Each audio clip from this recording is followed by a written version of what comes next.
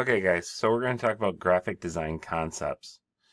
So basically, what we're dealing with is taking things from ideas to concept form. All right, so use things you have discovered or already know well in a new way to solve a problem. All right, thinking outside the box, taking ideas and expanding upon them into full-fledged concepts. All right, so sometimes it's like when you have to think about, okay, think about how things like two things might be a little bit different in some way. So it's like comparing two things on which the project's subject is based. So one of the things that they often refer to is like what the difference between apples and oranges. All right, apples are red, oranges are orange. Apples are grown, you know, are like they're both fruit. Apples are a little bit different than an orange in a sense. So everything about them is different, but they essentially are what's referred to as a fruit. So getting to know what those are, they both grow on trees, things like that. All right. So taking those forms and creating new things from them, like in this sense of here, where you've got an ice cream parlor that might have light fixtures that look like ice cream cones. Right? So it's taking something and kind of like transforming it into another thing. This is an ad I absolutely love because what it deals with is, again, is Caesar dog food. That basically the urban legend about the owners looking like their pets, right, or their pets looking like their owners is taken right on their heads here. So kind of get an idea about this type of urban legend, kind of like expanding upon that. All right. So most designs have to follow a form. The term is like form follows function. It has to function before it can look pretty. So the color, the line, the shape, or manner that a design takes to support and help to communicate an intellectual idea.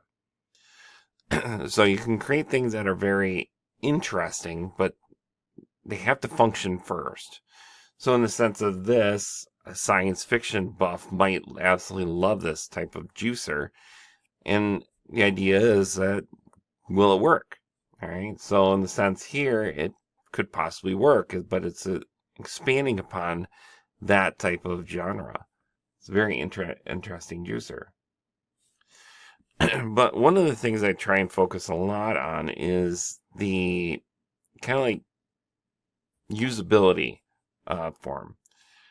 So there are a lot of things out there in this world that are created that basically, well, suck. They just don't have they can't be used. It's like, how many times have you downloaded an app and thought, okay, this is going to change my life, and you download it and lo and behold, it doesn't work properly. Okay, it wasn't made to be used very well. So in the sense here, the oven that's created has the four knobs here, and above each knob has an icon as far as where that knob refers to which burner. So that is necessary in order to have this work. If it were not there, it would be a little different story. So if we look at this and we look at these oven, two different sets of burners with knobs. In this particular example, could you tell me in 100% tell me 100% which knob goes with which burner? More than likely, no. You may break it down as these two knobs maybe work with these two burners, but which one's top and which one's bottom? Same thing here. So over here, if we look at this, it's like we've got all these burners in an orientation. The knobs are in that same orientation, so you could pretty much tell me this knob works with this burner, this knob works with this burner, this knob works here, and this one works here. Okay. So that orientation helps to clone or kind of like work together in somebody's thought process. Right? Design is problem solving. All right, given a certain set of parameters, you have to come up with a solution that is creative and sends a clear message. All right, you were hired to solve a problem, whether it's your client who needs that problem, whether it's an organization that is needing to raise funds, or anything that you're trying to design is more or less trying to solve a problem of some kind. So it's here that maybe in the sense here they're trying to end, like, kind of like child abuse, and feeding, like kids are not fed as well. So it's like the tagline here is, if you don't help feed them, who will? So if you look at this ad, it kind of like gives you a gross type of feeling and peril type of feeling within this particular ad. Or in a sense here, we see these three ads, and it plays upon our psychology, where it's like we look at something and we get this first impression as far as who they are. And you would think that they're, looking at them right here, you may have thinking that there's some type of feeling, some type of characteristic that kind of makes them a little bit worse off than you or something. So in the sense here, we've got these big words that kind of like stand out, like dirty and prick and cheap. Right? If you have those words associated with those people, you already get this instant impression as far as who they are, what they're doing, what they could possibly be called that name for. And it often goes into not a very good area. But if you actually read what the ads say, they have a different meaning. So the first one is like, I want to be out with my friends. Instead, I'm changing a dirty diaper at home. The middle one is, all it took was one prick to get my girlfriend pregnant. At least that's what her friends say. Or the third one is, condoms are cheap. If we'd use one, I wouldn't have to tell my parents I'm pregnant. So each ad, initially, those wordings, if we took a hierarchy, formed an impression of who that person is. That's what we can kind of do with design, is we can take things and turn it on its head to form a different message or capture somebody's attention. You can create a metaphor, which is a concept used to explain one thing in terms of another seemingly unrelated thing or idea.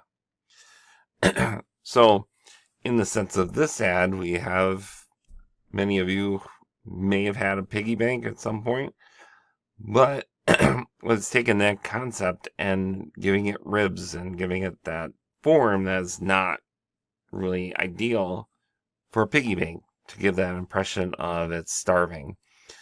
But if you also look at the pig's eyes, where are they pointed to? They're often pointed at the logo here, which is, again, in design, you're trying to lead somebody to a final message.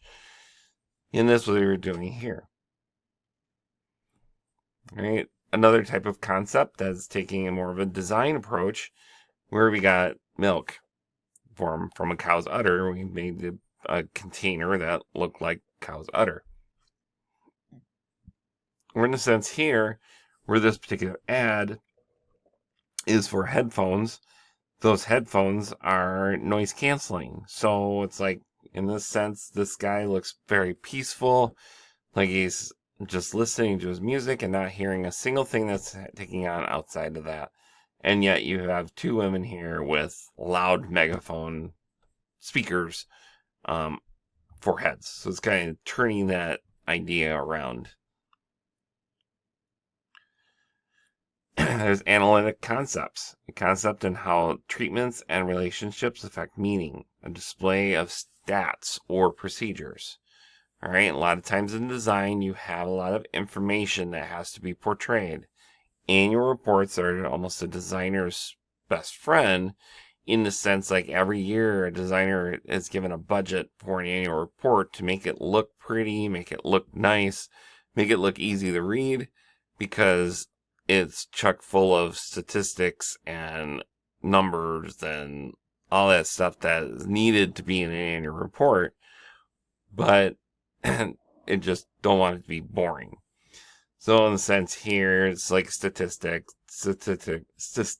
statistical information is being displayed this way, or even ingredients for something. So like in this case, it's like for different types of coffee blends. So it gives you those types of recipes for that. We're in here, agriculture.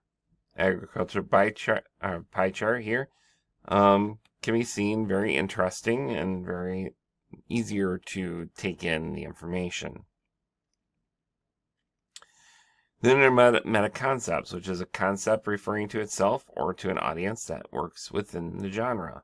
So meta concepts are actually more or less combining two different things into one like message. So here we got the Scream 4 poster, which shows Ghostface with the point of a knife there. Or in a sense here we got this speaker head. Again, much like the megaphones with the women, it's more set to kind of like show that loudness that's being portrayed. And then applying conceptual approaches, which is overlaying and multiplying concepts, brings added richness and depth to posters, packages, book jackets, and logos. So adding all these things to a concept can help create designs much like this. It's like you got this black swan forming the eye, but also taking on a more graphic approach of the actual swan. Or here, a faucet that's kind of like pointed up, and the signal here is like save water, save life. So the object of a faucet pointed up is almost a universal message to basically state it's turned off, because nobody would want to turn on a faucet right now with it turned up like that, because they would get wet. But at that sense where it's saving water, it has life growing out of it.